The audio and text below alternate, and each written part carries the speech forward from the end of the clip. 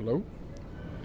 So, Rahman, you participated in a session on free media, basically social media, the new technologies that exist here in campaigns. That's correct. What did you think about it? Well, I think it's very interesting how the way social media and free media is changing so rapidly, mostly because of all of these new tools that are coming into the political field, and also because people is now more spending more time inside those places. So it's a good way to approach your voters, to approach your people that you are interested to focus in. I was there with you, so I'll speak from a perspective of a journalist. Yeah. You do social media. You're an ingeniero, an engineer of telematica, basically telecommunications, marketing, and what's the other thing? And electronics, yeah. And electronics. So you bring a very good perspective of basically a technologist. This was a panel on free media, and you had there Chris Cillizza. I mean, this guy's a big guy. Yeah. He's the head of the Washington Post political blog, The Fix. Yeah. We had there a big-time reporter from the Politico. We had there the former press secretary to Mitt Romney's campaign in this past presidential.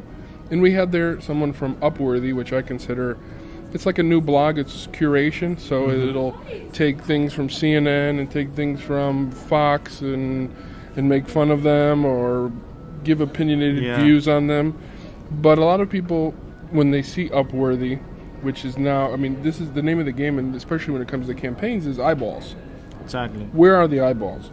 If you look at Upworthy, they've grown to 16 million followers on Facebook. Facebook is what generates that. So what I found interesting is, depending on who you talk to, journalism is changing. Yeah. And who is a journalist is changing. So if you ask Upworthy, do they consider themselves journalists? They'll say no. But if you ask somebody else who's on there, like me or others who are on there, they'll say, I get my news from Upworthy. So what do you think this means for campaigns in terms of technology?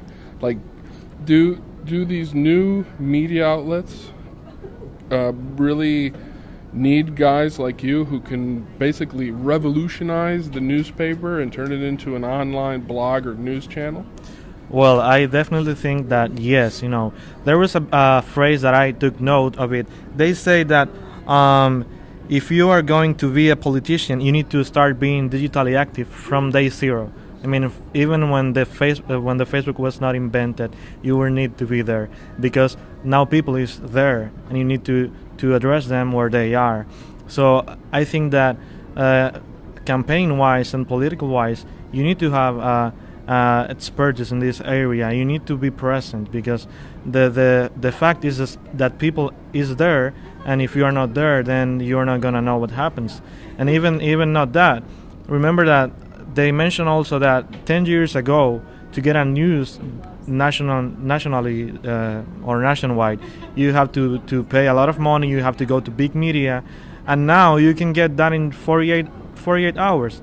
These guys from Upworthy, they mentioned that they got a video that went 40 million views in 48 hours, which is like, how did they get that?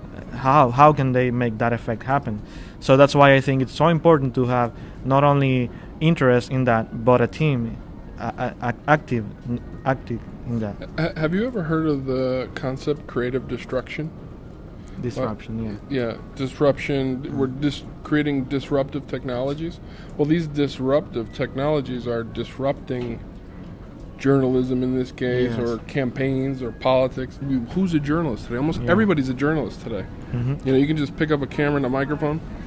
So when I asked this question during this session, I don't know if you remember, Chris Cillizza said, if you think about who broke the John Edwards story in the campaigns, where John Edwards basically was cheating on his wife and had a baby with a woman who worked on his campaign, those weren't journalists. Yeah. If you look at who broke the story of 47% of Mitt Romney, that wasn't a journalist. That was a friggin' a waiter, man, who had a camera these new disruptive technologies are totally radically changing campaigns. And one thing that was interesting in this session, because this was free media and this was basically journalists, Mhm. was, you know, everybody always strived to get on the front page of the newspaper. Exactly. This whole concept of, you know, I got primera plana, they say in Spanish, or front page. No more. The guy from Politico said, you know, how do you determine what's on your front page? And he said, well, actually, we have different metrics, but now we're learning that not all of our articles that are on the front page Mhm. are our most viewed things. So you may have, let's say, 3 articles on the front of the Politico in print, in the front of their web page, Okay. but the most visited article, Politico, could be something else that's buried or was Exactly. tweeted. That's why they mention it's so important to write timeless. I mean, you need to be timeless because outdate yourself is not a good idea with this so rapidly changing revolution, if we may say. So what do you think this all means for the future? After Well- participating in this session on free media here in Washington, D.C., with the Washington Post, Chris Saliza, with John from Politico, with Andrea Saul from the former Mitt Romney campaign, what do you think? Well, I think Do that you leave hopeful? I'm really hopeful that this is not gonna be like this forever. What I mean is that social media, new technologies, new media, digital media is just starting, and this is gonna get really, really disruptive more quickly than we think, rapidly than we think.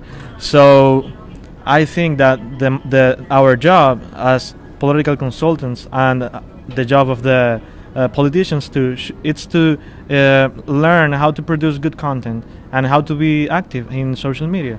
I mean, it's not that difficult. You just need to be present. If you don't want to talk a lot, okay, it's okay. You decide. But the thing is that we cannot escape this reality. We need to be active. We need to do good content, and we need to learn how to do it right to be relevant. Great.